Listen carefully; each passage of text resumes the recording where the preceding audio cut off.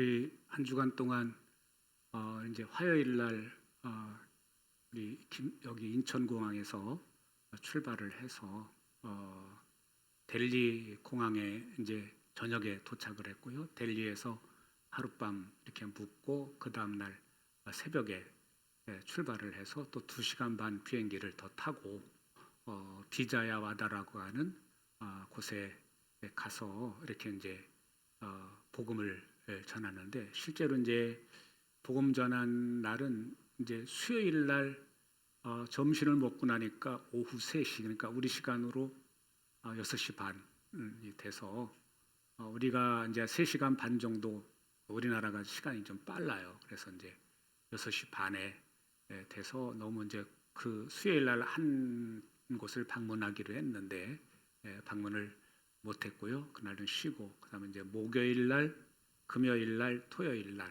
이렇게 3일 동안 이렇게 하루에 3군데씩 이렇게 찾아 다녀가서 이제 이렇게 복음을 전하는 그러한 사역을 했습니다. 첫째로 이제 여러분들한테 기도 부탁을 드렸던 것이 비행기 멀미 때문에 제가 고생을 좀 많이 해서 그거를 놓고 기도해 달라고 부탁을 드렸고, 그곳에서 사역하는 동안 또 차를 계속 타고 다녀야 되니까 또 차멀미, 그러니까 멀미를 위해서 특별히 기도해 달라고 말씀을 드렸고, 또 이렇게 이제 이 이제 2가지 문제를 특별히 기도 부탁을 드렸는데 다행히 멀미 안 하고 잘 다녔고요. 그리고 음식 문제도 뭐 이렇게 카레가 중심이다 보니까 검증된 음식만 먼저 갔다 온 분들이 있으니까 이렇게 먹게 돼서 탈도 안 나고 사역을 잘 할 수가 있었습니다. 이제 그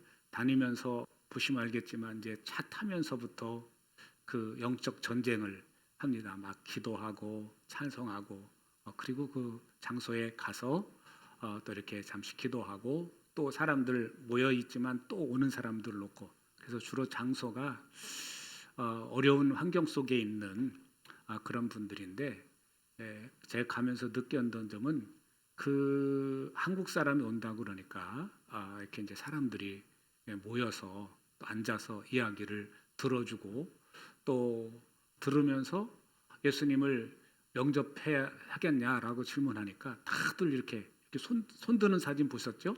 이제 그 손을 들고 예수님 영접하겠다. 그렇게 해서 영접하고, 또 세례 받는 문제도 다시 질문합니다. 그 사람들은 여러 신을 믿고 또 한 신 중에 하나를 모셔드리는 거기 때문에 쉽게 받아들이거든요. 그래서 당신들이 예수님을 믿는다고 하는 것은 이제까지 믿었던 다른 신들은 다 이제 내려놓고 오직 예수님만 믿는다는 의미다. 그래도 세례를 받겠느냐 해가지고 이제 세례를 주는데, 이제 그렇게 하면서 어떻게 이렇게 사람들이 많이 모일까 이렇게 생각을 했는데, 우선 가장 큰 이유는 일단 거기에 사역자들이 그 문을 열어주는 한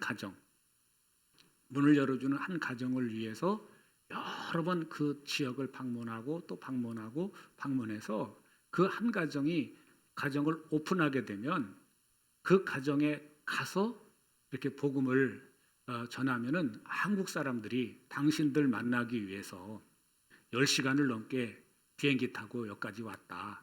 그러니까 당신 만나기 위해서 온다 그러니까 주변 사람들이 이렇게 모여 드는 거예요. 그래서 이제 그 복음을 전하고 세례까지 주는데, 왜 우리는 예수 믿으면 바로 세례 안 주잖아요. 어느 정도 교육도 받고 그런 다음에 세례를 주는데, 거긴 왜 이렇게 빨리 주느냐? 그날 안 만나면 언제 또 만날지 모르니까 그렇게 한다고 합니다. 그래서 이제 우리 사도행전에 나오는 대로 또 이 복음을 줄 수 있는 지금 환경이지만 또 점점 그 인도가 복음의 문이 이렇게 언제 닫혀질지 모르니까 그 전에 이렇게 복음을 전한다고 그러고, 그 사역자들을 훈련시키는, 우리가 가서 주일날 예배 드렸던 그 장소가 사역자 주일날 예배도 드리지만 오후 시간에는 주로 사역자들을 훈련시키는 그러한 이제 그 센터 이제 센터 교회라고 말하는데, 그리고 나머지는 다 하우스 처치예요. 가정을 중심으로 해서 이렇게 모이는데, 현재 그 지역에 한 250개 정도의 가정 교회가 있고요. 그리고 50명의 사역자가 현재 세워져 있다고 그럽니다. 그래서 이제 주일날 오후에 그분들을 이렇게 볼 수가 있었고요. 예배 드리면서 우리는 예배 1시간 좀 지나면 시계 보시죠, 여러분. 1시간 지나면 오늘은 설교 시간이 기네 막 그러는데 가서 놀랬어요. 찬송만 1시간 불러요. 찬송만 부르는데 저 아무개 집사님 나오세요. 그리고 또 이렇게 한참 인도해요. 그 다음에 들어가면 또 아무개 집사님 나오세요. 그리고 또 한참 부르고. 그래서 찬송 가면 1시간이 넘더라고요. 그리고 1시간 한참 부르고 찬송 부른 다음에 그리고 이제 또 다음 순서 가고 그리고 이제 그 예배 드리러 갔는데 그 예배가 2시 반에 끝났어요. 오후 2시 반에. 우리 시간으로 5시 2시 반이니까 3시간 반을 더하면 6시 정도 돼. 6시에 예배가 끝난 겁니다. 그래서 점심 먹고 나서 4시부터 또 이제 세미나를 했는데 참 그분들 열정이 대단해요. 그래서 어쨌든 토요일 날은 어느 권사님이 이제 우리나라 한국의 어느 권사님이 350만 원을 이렇게 이제 헌금을 하셔서 나머지 이제 땅은 그 성도들이 준비하고 그리고 모자르는 건축비, 이제 건축비가 한 500만 원 정도 들어갔는데 조그마요. 예배당이 아주 작은 예배당인데 500만 원 정도 들어가는데 다 지원을 안 해주고 약 한 3,500불 정도 지원을 해주고 나머지 1,500불 정도는 이제 자기들이 하고 보충해서 이렇게 예배당을 졌다고 헌당 예배 드리니까 오라고. 그래서 토요일 날 이제 그 사역 끝나고 가서 이렇게 그 헌당 예배 드리는데 참석하고 오니까 밤 10시가 넘었더라고요. 그래서 우리 시간으로 그러니까 1시가 넘은 거죠. 10시가 넘어서 이제 들어오고 주일 날도 그 하루 종일 이제 예배당 가가지고 있다가 오니까 저녁에 그 야외 연합 집회 있으니까 또 와달라고 그래서 이제 거기까지 가서 그래서 11시 아주 그냥 풀로 거기서 참여하고 있다가 왔는데 우선 이제 거기에서 시차 적응하느냐고 좀 첫날부터 이렇게 좀 혼동을 좀 빚었어요. 제 이 스마트폰에는 인도에 도착하니까 시간표가 한국 시간, 인도 시간 이게 두 개가 써 있더라고요. 3시 반에 그 호텔 로비에서 만나기로 했는데 잠을 한참 자다가 깼는데 시간을 보니까 3시 반이 넘었어요. 3시가 넘었어요. 그래서 천천히 샤워를 하고 가방 싸가지고 로비에 가서 기다리니까 한 사람도 안 나오는 거예요. 그래서 그 로비에 있는 그 카운터에 있는 분이 찾아와가지고 이렇게 이제 물어보더라고요. 그래서 이제 우리 팀 만나기로 했다는 몇 시에 만나기로 했냐? 그래서 이제 3시 40분에 만나기로 했다 그러니까 3시간 더 남았다 그래가지고 다시 올라가서 그래서 시차 때문에 아주 다시 자고 나오고 하여튼 그런 이렇게 이제 시간이 있고 또 호텔에서 잠을 자는데 3시면 깨지네요. 그 나라에서. 우리나라로는 나는 제가 여기서 새벽에 일어나는 시간이 있잖아요. 그러니까 이제 그 적응이 안 돼서 갔다 오니까 한 이틀은 그냥 자다 깨다 그러고 어제 토요일 날쯤 되니까 조금 좀 회복이 되는 것 같습니다. 어쨌든 그 시차가 3시간 반이라 큰 차이 아닌 거로 알았는데 일단 거기서 일주일 동안 있는 동안 이제 그 시차 때문에 또 잠을 제대로 못 자고 또 낮에는 이제 사역을 나가고 그러니까 좀 있었고 온팡 이제 그런 일만 하다 보니까 관광과는 전혀 상관이 없어요. 여러분한테 가져올 선물도 하나 못 사왔습니다. 그래서 이제 그 비행기 타려고 그러다가 뭐 이렇게 저기도 못하니까 그래서 이제 그 세숫비누 하나 사왔는데요. 그거 하나씩 이렇게 드리도록 그렇게 하겠습니다. 예, 오늘 이제 말씀해 보시면 이제 빌립보서 이제 말씀 두 번째 시간인데요. 빌립보 교회가 어떻게 생겼나라는 부분을 2주 전에 말씀을 나눌 때 말씀을 나눴습니다. 그래서 누구 때문에요? 우리 임효순 집사님 그때 안 오셨기 때문에 우리 임 집사님도 사도행전 16장에 보시면 빌립보 교회가 처음 유럽에서 처음 생긴 교회가 빌립보 교회인데 바울이 기도하는 가운데 아시아 그러면 지금 현재 에베소 교회 쪽이 이제 아시아 쪽인데요. 그 아시아 쪽으로 복음을 전하려고 하다가 성령님이 막으셨다.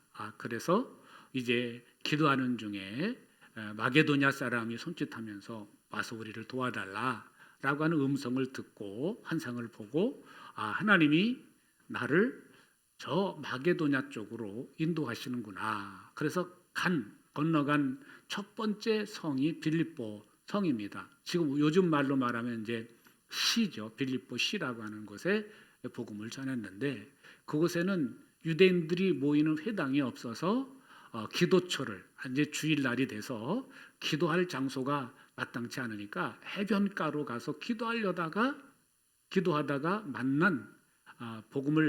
만나서 복음을 전해서 받은 사람이 루디아라고 하는 옷감 장사예요. 그러니까 여자 사업가지요.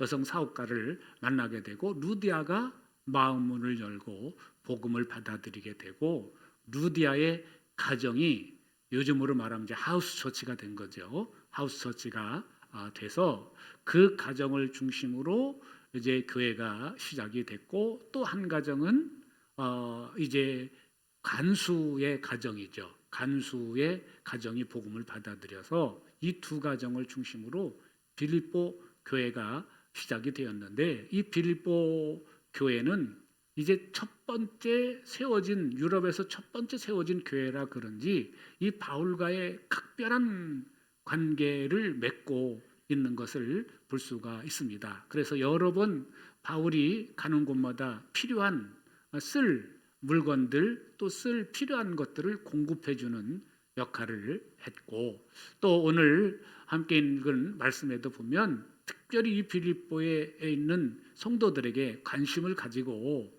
이렇게 있는 것을 살펴볼 수가 있는데 그 내용은 지난번에 말씀드렸던 것처럼 빌립보 교회 성도들을 생각할 때마다 마음이 기쁜 거예요. 여러분 이제 관계를 맺고 사시다 보면은 어떤 사람은 생각만 해도 즐겁죠. 어떤 사람은 생각하기도 싫고 어떤 사람은 관계가 악연인 사람은 그 사람을 떠올리면 기분이 괜히 구려요. 그런데 어떤 사람은 생각만 하면 저절로 웃음이 나오고 그냥 그분을 놓고 기도할 때도 즐거운 마음이 들고 그래요. 그래서 오늘 이 말씀에 보면은 바울이 빌립보 교회 성도들을 향한 마음이 어떠한가를 우리 1장 1절로 11절까지에 있는 말씀을 통해서 확인할 수가 있고요. 또 그들을 위해서 기도할 때 즐거운 마음으로 간절히 하나님께 기도한다 라고 이렇게 말씀해 주고 있어요. 그리고 표현한 걸 보면은 그들이 이 바울의 어디에 있다고요? 마음에 사진이 찍혀 있다 라고 이렇게 표현을 하고 있습니다. 여러분 마음에 사진이 찍혀 있는 것은 잊어버리지 않죠. 옛날 이야기 하라고 그러면은 우리 여기 앞에 김옥순 권사님 앉아 계시지만 옛날 이야기 하라고 그러면은 다 아는 게 아니라 이 마음에 사진 찍혀 있는 것만 말할 수 있어요. 다른 건 다 잊어버려요. 근데 이 마음에 사진 찍힌 것은 좋은 일도 있지만 힘들었던 일이 대부분 더 많아요. 결혼하고 나서 친정 동네로 다시 오던 이야기 하라면 아마 눈물이 절절 날 거예요. 우리 김옥순 권사님. 그런 거죠. 이게 내가 가장 어렵고 힘들 때 그런 것이 사진 찍혀 있어요. 가장 어려울 때. 오늘 이제 바울은 이 빌립보 교회 성도들이 그냥 이 마음에 다 새겨져 있어서 그냥 이 노트에 기록해 놓지 않아도 그분들을 놓고 기도할 때 세세하게 기도한다라는 그런 말씀인 것을 우리 지난주에 함께 나눴고요. 오늘 이제 함께 읽은 본문에 있는 말씀을 우리 이제 세 번역으로 읽어보시면 이렇습니다. 형제 자매 여러분, 내가 당하는 일이 도리어 복음을 전파하는 데 도움이 된 사실을 여러분이 알아주시기 바랍니다. 그럼 여기 내가 당하는 일 이렇게 표현해주고 있는데, 지금 바울이 당하는 일은 사도행전 28장에 보시면 지금 바울이 억울하게 누명을 쓰고 이 예루살렘에서 한참 몰매를 맞고 로마 천부장에 의해서 구출을 받고, 그리고 이 가이사랴라고 하는 이제 로마 사람들이 주둔하고 있는 그 도시에서 2년 동안이나 이렇게 구금되어 있다가 또 이렇게 배를 타고 숱한 고생을 하면서 로마라고 하는 도시, 이 로마 황제가 머무는 도시에 오게 됐고, 거기서 이제 가택연금을 당하게 됩니다. 그래서 가택연금, 이게 집을 하나 세를 내서 있고, 그리고 거기에 군인들이 지키고, 그리고 사람들이 왕래하도록 그렇게 했습니다. 근데 이 지금 현재 바울이 당하는 일은 이제 억울한 누명을 쓰고 내가 가이사께 로마 황제한테 상소합니다 라고 했을 때 그 모든 과정에서 억울하게 이렇게 쭉 거쳤지만 지금 현재 감옥에 갇혀 있는 가택연금 상태에 있는 모습입니다. 지금 여러분들이 생각할 때 억울한 일이지요. 당하는 일이니까. 원치 않는 일이 당하는 거죠. 원치 않는 일이 생길 때 여러분 얼마나 마음이 힘드세요. 내가 잘못한 것도 없는데 내가 원하지 않는 일이 내 삶 속에 그것이 개입이 될 때 그거를 상당히 우리는 많이 묵상하게 되고, 어떤 때는 너무 억울하면 잠도 안 오고 그 일만 생각하면 눈물이 날 때도 있고 그런 거예요. 근데 오늘 이 말씀에서 보면은 바울은 자기가 한 일은 하나님께서 복음 전하라고 전도하라고 해서 전도한 것뿐이고, 그리고 전도했더니 많은 열매를 거두었는데 반대하는 사람들이 억울하게 나를 두드려 패고, 그리고 감옥에 가두기까지 하고 고통을 주었는데, 그 당하는 일 때문에 자기가 힘들어하고 고통스러워하고 어려워하는 것이 아니라 빌립보 교회 성도들이 지금 우리에게 복음을 전해준 이곳에 교회를 세우신 이 바울 사도가 저렇게 억울하게 누명을 쓰고 저렇게 고통을 당하는데 하면서 이 바울 사도를 놓고 기도하고 관심을 갖고 있는데, 이 빌립보 교회 성도에게 하는 이야기가 뭐냐면 이 일 때문에 도리어 복음을 전파하는데 도움이 됐습니다. 그 얘기를 해요. 그러니까 이 바울의 관심은 자기 몸이 갇혀 있든지 어떻든지 억울한 일을 만나든지 그러든지 상관없이 어떻게 하면 현재 있는 내 형편에서 하나님, 내가 만난 그 예수님, 내가 알고 있는 그 예수님, 내가 믿고 있는 예수님, 나를 불러주신 예수님, 그 정말 악한 죄인 중에 괴수인 나를 불러주시고 은혜를 베풀어 주신 그 주님께만 그 마음이 가 있고 생각이 가 있다고 하는 것을 오늘 여기 말씀을 통해서 확인할 수 있습니다. 여기 앉아 계신 여러분은 예수님을 믿고 계시죠? 안 믿는 사람들이 계신 것 같아요. 여러분 예수님 믿고 계시죠? 얼만큼 예수님 신뢰하십니까?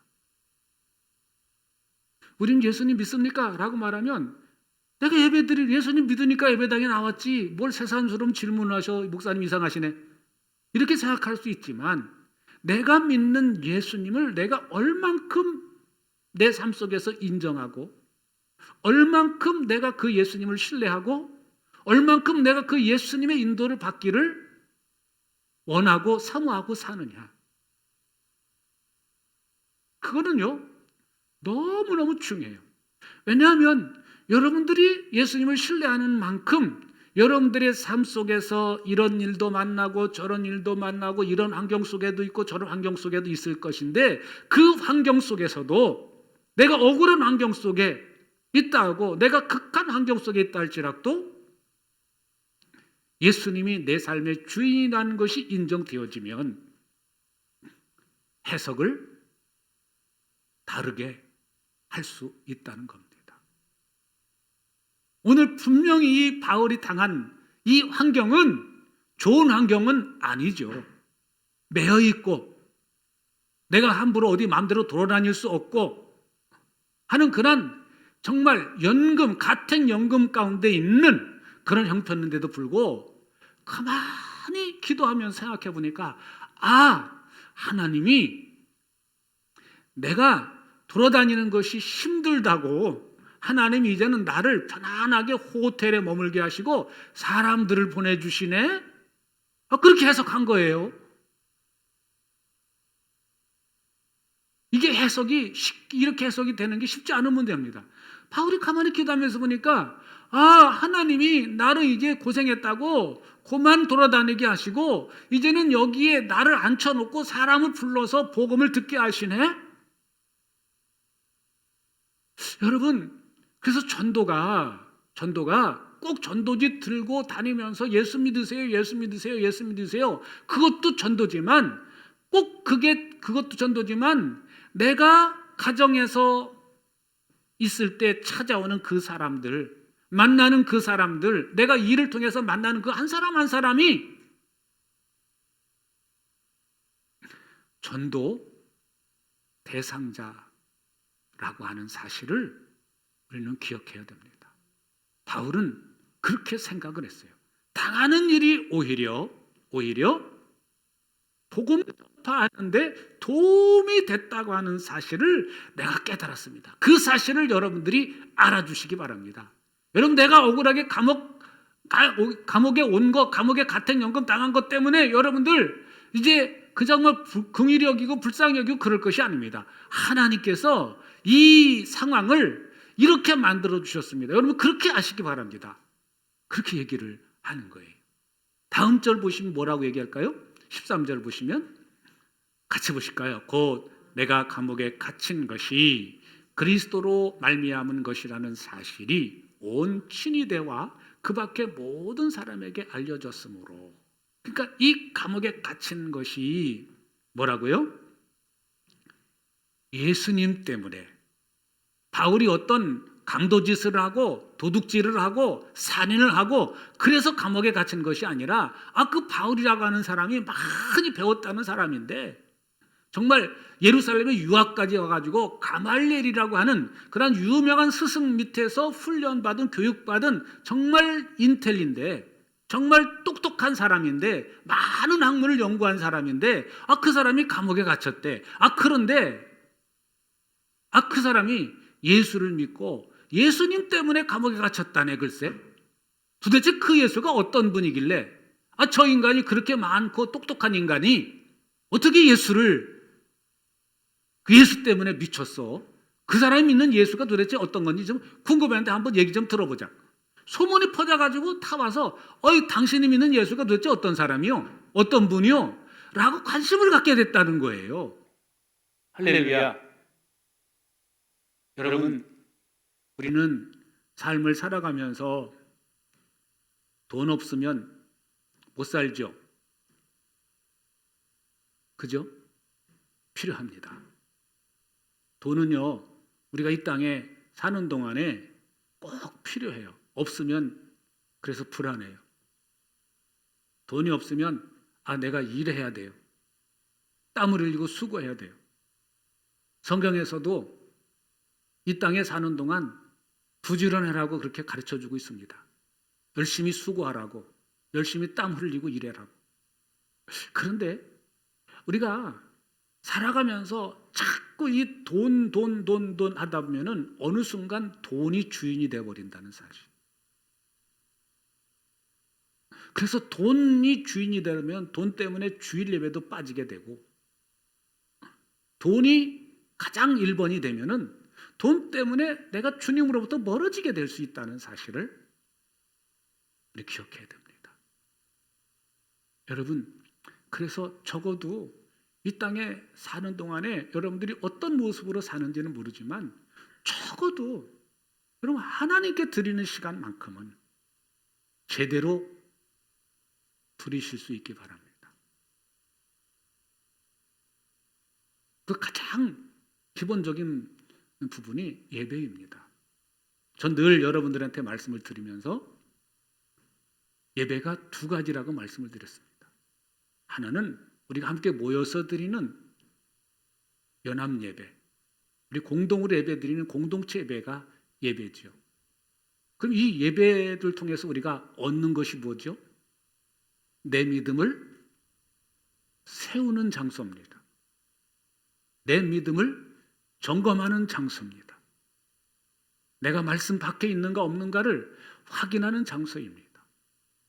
그래서 적어도 여러분, 내가 예수 믿는 사람이라면 이 예배 시간만큼은 여러분들이 기대하고 소망하고 그리고 적어도 이 예배를 위해서 희생이 필요합니다. 여러분 할 일 다 하시고 남은 짜투리 시간에 예배 한 시간 참여하는 것이 아니라 적어도 이 예배 한 시간을 참여하기 위해서 여러분 토요일부터 준비가 되셔야 되는 겁니다. 성경에서는 하루의 시작을 저녁부터 시작한다고 창세기에서는 저녁이 되며 아침이 되니 그렇게 표현합니다. 저녁부터 그 다음날 해질 때까지가 하루예요. 그런 성경을 우리가 들여다본다면 적어도 우리에게 있어서 주일은, 적어도 우리에게 있어서 안식일은 토요일 저녁부터 시작이 되는 겁니다. 여러분 토요일 날 저녁에 뭐 하십니까? 이 예배를 위해서 여러분 뭘 준비하십니까? 좀 더 바꾸실 수 있게 바랍니다. 여러분 오늘 나오는 이 바울처럼 내가 세상을 바라보고 바울처럼 이 주님의 시각으로 세상을 해석할 수 있다면 그건 정말 믿음의 사람이지요. 나도 그런 사람이 되고 싶어요. 그러면 내가 그만큼의 그 마음에 결심이 있어야 되고 그리고 내 몸에 순종이 뒤따라야 되는 것입니다. 토요일 날 내가 주일 예배를 잘 드리기 위해서 저녁 시간에 뭘 해야 될까? 그럼 뭘 해야 될까요, 여러분?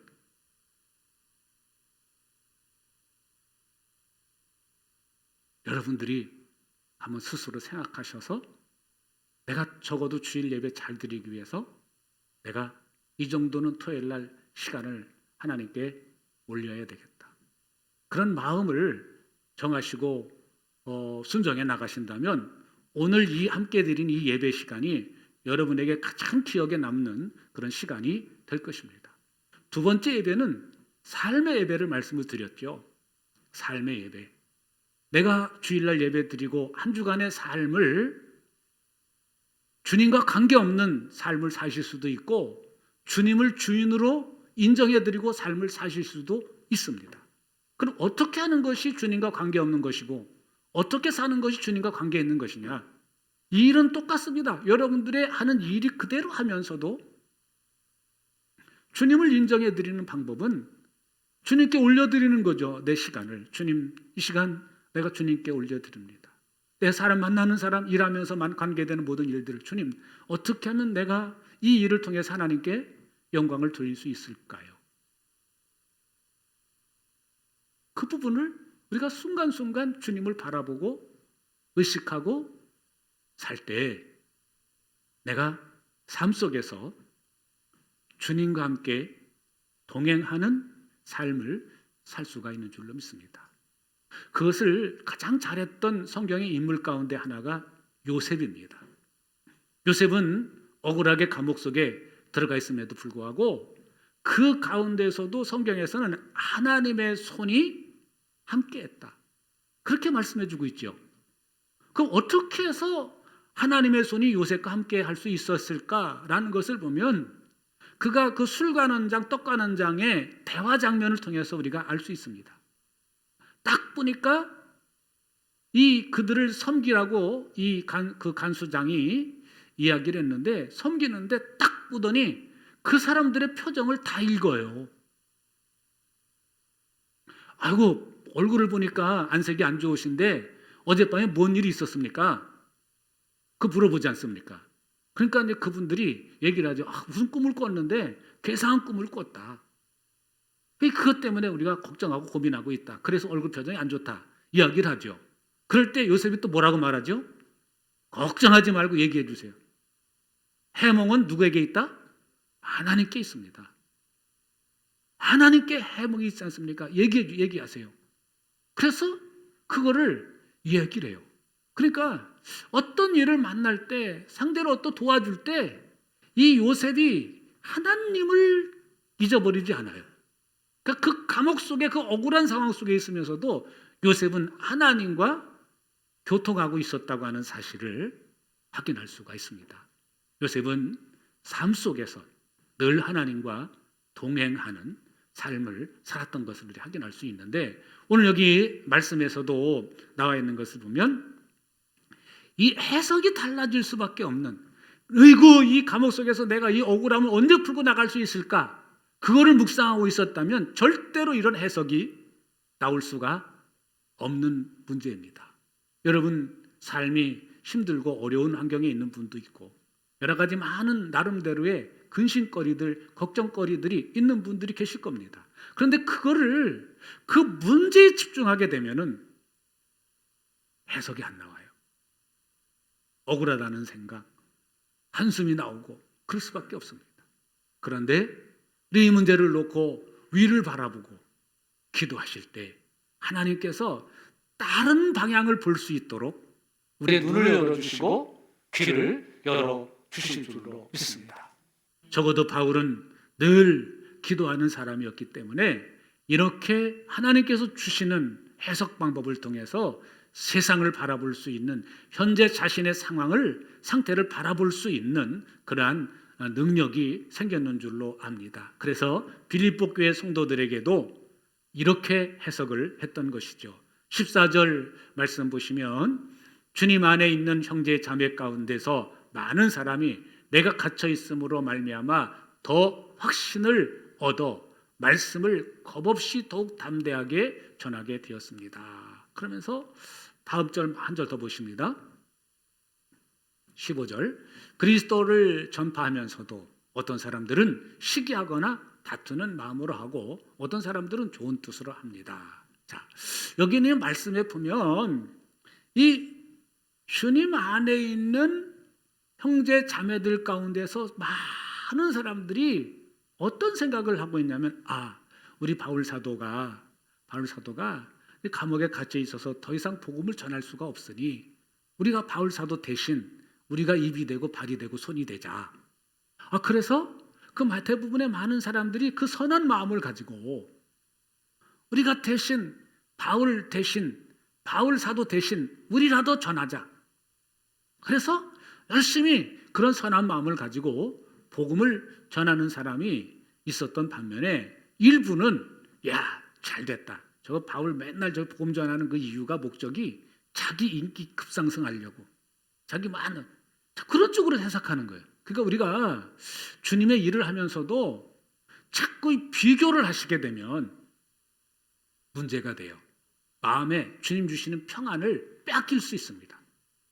그러니까 여러분들이 기도하시면서 또 주님의 일을 할 때, 봉사를 할 때, 충성하고 헌신하고 할 때, 복음을 전할 때 비교하시면 그거는 그 마음에 하나님 주시는 평안이 없어요. 샬롬의 평안이 없어요. 주님께서 주시는 마음 가지고 내가 이게 주님께서 나한테 이런 은혜를 주셨고 이런 복을 주셨는데 내가 은혜를 주신 것, 복을 주신 것을 내가 나눠야지 라는 마음 가지고 나가시면, 그 순수한 마음 가지고 나가시면 오늘 여러분들에게 붙여주시는 영혼들이 반드시 있을 줄로 믿습니다. 내 같은 형편인데 이런 사는데 내 말을 누가 들어주겠어? 아니에요. 그렇지 않습니다. 그냥 하나님께서 여러분들의 마음 주시는 대로 하나님께서 베풀어 주신 은혜를 여러분들이 가슴에 새기시고 묵상하시는 가운데 내가 이렇게 은혜를 받았는데 받은 은혜를 늘 묵상하시고 사시면 그 받은 은혜를 나눌 수 있는 기회가 주어지는 줄로 믿습니다. 그래서 여기에 그 바울 대신이라도 내가 전해야 되겠다. 그리고 또 어떤 사람은 저 바울 좀 배 좀 아프게 해야 되겠다. 저 감옥에 갇혀 있으니까 복음 못 전하지. 우리가 전해가지고 우리가 좀 바울 좀 배 좀 아프게 해야 되겠다. 그런 부류가 있다는 거예요. 근데 바울은 이제 어떻게 해석합니까 이거를요? 전파되는 것은 한번 따라합시다. 전파되는 것은 예수님밖에 없다. 바울이 지금 사명받은 게 뭐죠? 복음 전하는 사명이에요. 그러니까 내가 갇혀 있으니까 이 감옥 안에서도 예수님의 이름이 드러나고 감옥 안에서도 복음 전할 수 있는 기회가 생기고 이제는 내가 갇혔다고 복음을 전하는 사람 두 부류가 있는데 우리가 바울 사도가 갇혔으니까 우리가 대신이라도 전해야 되겠다라는 사람 또 바울 좀 배 좀 아프게 만들어야 되겠다고 전하는 사람 있었어요. 그러니까 바울은요 배 하나도 안 아프대요. 오늘 말씀해 보니까 어쨌든 나로 인해서 복음 전하는 사람들이 생겼으니 기뻐하고 기뻐하리라. 지금 내가 지금 너무 기쁘다. 여러분들이 복음 전해서 어떤 마음이도 복음 전해서 너무너무 기쁘다. 여러분들이 이제는 영혼에 대한 눈을 열어가지고 내가 갇힌 것 때문에 복음 전해 너무너무 기쁘다. 그리고 내가 앞으로도 계속 기뻐할 거다. 그 다짐하는 내용이 오늘 이 말씀 18절 말씀이 됩니다. 여러분 우리가 집중해야 될 것이 무엇이죠? 은혜입니다. 죽을 수밖에 없는 나를 구원해 주신 그 주님의 은혜. 그 우리 복 중에 가장 큰 복이 뭐냐? 여러분들을 구원해 주신 것. 여러분들이 구원받은 것. 하나님의 자녀가 된 것. 하나님 백성이 된 것. 가장 큰 복입니다. 그래서 오늘 우리는 마태복음 6장 33절에서 하나님의 나라와 의를 위해서 구하라라고 봤는데 그럼 하나님의 나라, 하나님의 의가 뭐예요? 결국 내 안에 하나님의 나라가 내 안에 천국이 이루어야 되겠죠. 그럼 내 안에 천국을 이루게 하려면 늘 천국을 묵상해야 되지 않겠습니까? 하나님 나를 이렇게 구해주셨지. 그 묵상해야죠. 하나님의 의를 위해서 구하라고 그랬어요. 그럼 결국 하나님의 의가 뭐예요? 내가 이렇게 하나님의 은혜로 말미암아서 내가 이렇게 구원받았습니다. 내가 이렇게 하나님의 백성이 되었습니다. 소망 없는 나에게 소망이 되셨습니다. 그거를 놓고 기도하면서 하나님 나 같은 사람이 이 세상에 너무도 많은데 저 사람도 구원받게 해주세요. 이게 하나님의 의가 아닐까요? 여러분 기도하시고 또 하루하루 삶을 살아가시면서 이번 한 주간도 정말 하나님의 나라가 여러분 가운데 임하시길 바라고 또 여러분들을 통해서 하나님의 의가 이루어지시기를 주의 이름으로 축복합니다.